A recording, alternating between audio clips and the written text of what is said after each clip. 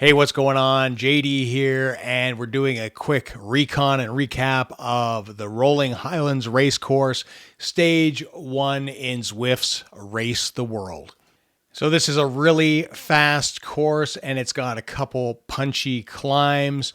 Ultimately, you're going to want to pick the most aero bike that you have, and in my case, that is the Zwift Tron bike, and you can see we head out pretty fast. I want to get up there and in the mix. I don't want anybody to kind of get away. You almost immediately get a power up, which is good. In my case, I got aero here. I think on this course in particular that the feather is going to be most beneficial.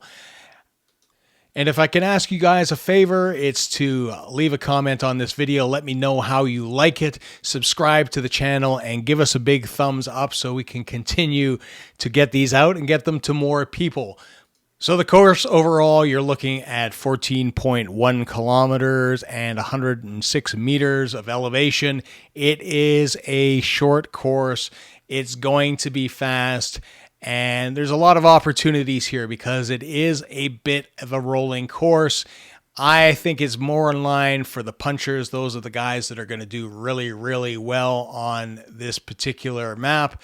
Guys with good power, and obviously the climbs are going to be sort of the key points. So with me being new to Cat C, my objective here is to remain with the main group. I know the climbs are going to cause me a little bit of difficulty and have a little bit of strategy rolling into there, but we'll get to that in a little bit. Ultimately, what I want to do, though, is stick in that big blob as long as I can and get as much rest and drafting as possible. Naturally, in most races, you have a little bit of separation. This is the main group. This is going to get probably broken apart no matter what you're racing a little bit later on. So this pattern continues. It's just kind of a big blob. Peter is also in this race, and it's always fun to race with him. You can see somebody just jutted off the front for a little bit, but he got tracked down right away. Now, when we hit about the 4.2 kilometer mark, you're going to notice some banners on the left-hand side. That's just a good visual marker to let you know that this first climb is coming up. There's going to be a little dip in the road, and then up it goes. I kind of joked in the chat that I was going to do this. I don't think Peter thought I was serious, but my full intention was actually to do this. And you see I start laying down some power as we head into the hill. Now I want to start going in here, getting my momentum and getting up that hill as quick as possible. If you are a stronger rider, this is a perfect place to attack. You may want to do it a little bit later on where it hits that 5-6% to pull away. Momentarily it hits 7, and then it starts to ease off. So at the beginning you'll benefit from the draft, and as you get to the top here, again it levels out and then it goes up a little bit until you pass through the castle. Now for me this worked out really well because you can see a couple seconds into people, they started chasing. You can see some numbers getting up there. Some guys close to 7 watts a kilogram to chase me down and make sure that I don't break away. I have no illusions of doing that, but if you are going to do that, you're going to want to push over the top. Now, I have a little bit of a problem here. I go to launch my arrow to kind of latch on to the back end. I have it set up as a macro button on my stream deck. So when I'm streaming, I can just press the button. It didn't fire. So I find myself dropping off the back a little bit and missing the opportunity to get my next power up, whether that be a feather or arrow at the top of that climb. So I have to put a little bit of an effort in here to get back onto the end. But again, it goes downhill, so you'll have the opportunity. And this is why this part is probably a good, if you're a breakaway rider, that you can sort of go over the top, push things and keep things going, and hopefully keeping it going for quite a while, because it goes back to sort of that up and down and bumps and all that kind of good stuff. But really at this point, all you're going to want to do, and this is what I'm going to do here, is settle in with the group. So now it's time to get a little bit of recovery in. My whole plan here was just basically sit in, stay away from the front, make sure that nobody goes off the front without me, and just stay with the group. So you've got about 4 or 5 kilometers before you hit sort of the next set of little bumps. and those are coming up. They're about 1 to maybe 3%. At this point of the race, depending on how you fit in your category. In my case, I'm starting to feel it a little bit, but I don't feel terrible. I haven't been dropped. I'm still in the main group. I'm still in that front group of 25. As we hit the castle here, you can see it's going up to 2%. It's hitting those little bumps, and we're managing to stick with, which is fantastic.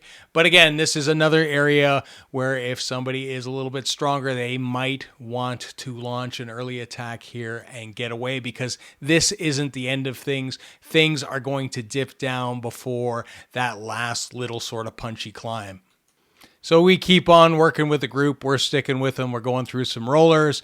And then at 10.6, you will have a new banner. So if you want to dump whatever you have, in my case, the arrow, I dump it and pick up a new one, hoping for the feather, and we get another arrow. So not what I was hoping for. So if you have a feather, you may not want to gamble it there. Up to you, depends how you want to race. I always like to grab whatever power up it is and take the chance, because it always helps me out that little bit. And we're going to come to these arches. The road is going to dip down behind there, so you're going to have a good opportunity to race. You can actually get a super tuck in, as I did there, and you kind of see me come out. And at about the 11.8 mark, you're going to see the banners here. This is where the fireworks are going to go. This is where people are going to take off. But in reality, all you're going to have to really do is try to stick with the group here. I mean, you're going to see some feathers go off. You're going to see some arrows go off.